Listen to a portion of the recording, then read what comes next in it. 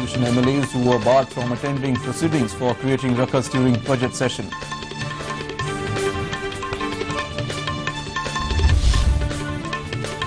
And Marathi film industry shines bright. Kasov bags Best Feature Film Award in 64th National Film Awards.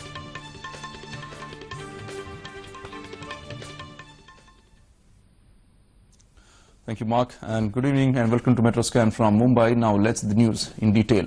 The Maharashtra Assembly today revoked suspension of 10 more opposition MLAs who were barred from attending the proceedings of the House for the rest of the year for creating ruckus during budget presentation last month. A total of 19 opposition MLAs, 10 from NCP and 9 from Congress, were suspended on March 22nd till December this year. Members were revoked on 1st April. State Parliamentary Affairs Minister Girish Bapat today moved a resolution for revocation of the suspension of remaining 10 MLAs, which was adopted by the House. Responding to a calling attention motion moved by the Congress member Sanjay Dutt regarding pension scheme for journalists, Chief Minister Devendra Fadnavis told the Legislative Council that state government will soon initiate a pension scheme for journalists in the state. Dutt also asked the government to ensure effective implementation of the Journalist Protection Act once it is approved by the legislative. Meanwhile, speaking to DD News on the last day of budget session, State Finance Minister Sudhir Mungantiwar expressed satisfaction over the functioning of budget session of the Assembly. The Finance Minister said that opposition parties have defamed people's mandate by stalling.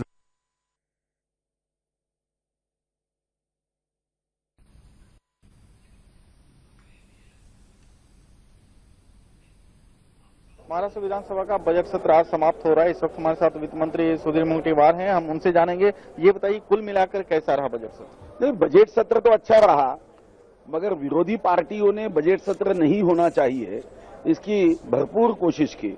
उसके बाद भी मुझे इस बात की खुशी है कि कई विधानसभा सदस्य सत्तारूढ़ पार्टी के उन्होंने ये स्पेस को भर दिया और जहां पे सरकार कुछ गलत कदम उठाती है, सत्तारूढ़ पार्टी के होने के बाद भी सत्ता की चिंता ना करते हुए उन्होंने जो गलतियां कहीं दिखती है तो वो नजर ला के दी और सरकार ने भी बड़े सकारात्मक दृष्टिकोण से इस विषय को देखा। ये बात सही है कि ये सेशन में हमें लगता था कि विरोधी पार्टी भी सेशन में आए, शामिल हो, चर्चा में भाग गए। हार पचा नहीं पा रही है और सिर्फ हार नहीं पचा रही, विरोधी पार्टी की भूमिका निभाने के लिए अभ्यास करना पड़ता है। वहां पे कभी कभी रात भर जागकर विषयों के बारे में जानकारी प्राप्त करनी पड़ती है। तो ये कठिन मार्ग है। इन्होंने आसान मार्ग ढूंढा कि बहिष्कार डाल दो, उसको मार्ग दे दिया, बोले किसानों की कर्ज मुक्ति। अब किसानों की कर्ज मुक्ति करनी थी तो भारतीय जनता पार्टी और शिवसेना की सरकार तैयार है। अब चर्चा नहीं करते हो, बिना चर्चा के कर्ज मुक्ति की बात करते हो। विधानसभा ये चर्चा का सदन है। तो अनुभवी नेता है, लोकतंत्र में विरोध की,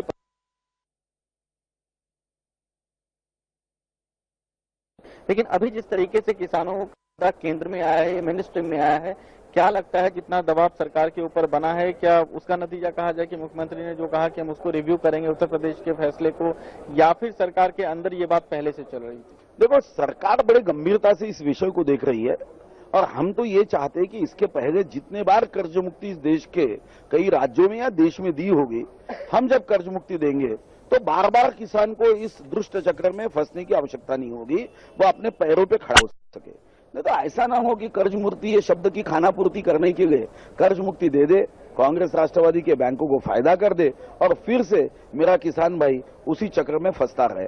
उस चक्र से वो स्थायी रूप से निकलने के लिए हम काम कर रहे हैं और हमें विश्वास है कि हम इसमें कामयाब होंगे और किसान जो है महाराष्ट्र का, ये देश के किसानों के सामने एक आदर्श बनेगा और ऐसी व्यवस्था हम निर्माण करने जा रहे हैं। महाराष्ट्र के किसान में वो शक्ति है।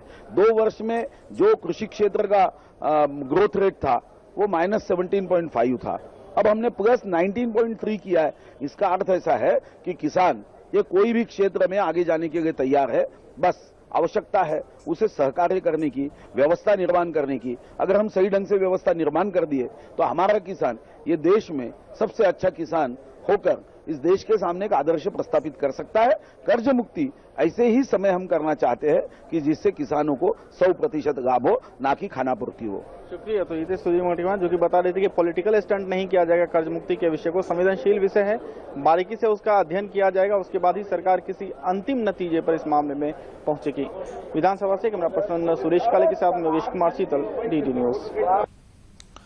Chief Minister Devendra Fadnavis at World Head program in Mumbai said that there is a need to restore roots with traditional therapy.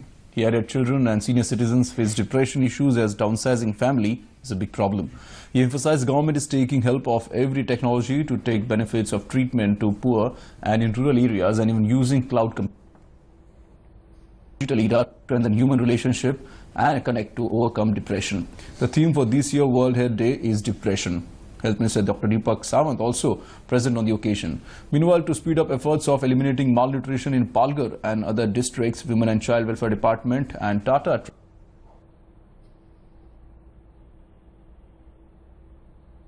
analysis and integration of efforts of agencies working in these areas.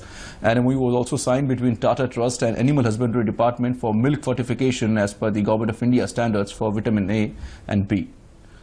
And the Marathi film industry has once again marked its presence in the National Film Awards as Mohan Agashe's Kasav won the Best Feature Film. It deals with the battling depression and loneliness in the 64th National Film Awards, which were announced today. The award for the Best Director is won by Rajesh Mapuskar for Ventilator. Best Editing for Ventilator and Best Supporting Actor to Mohan Joshi for Daraksha. And providing a platform to the students to foster indigenous development of robotics technologies, IIT Bombay has organized 4th edition of E-Yantra Symposium 2017, biggest robotic festival in India. The team of 16 students from different colleges around the country has showcased their robotics project. The competition is a part of the E-Yantra project, an initiative by IIT Bombay funded by Ministry of Human Resource and Development.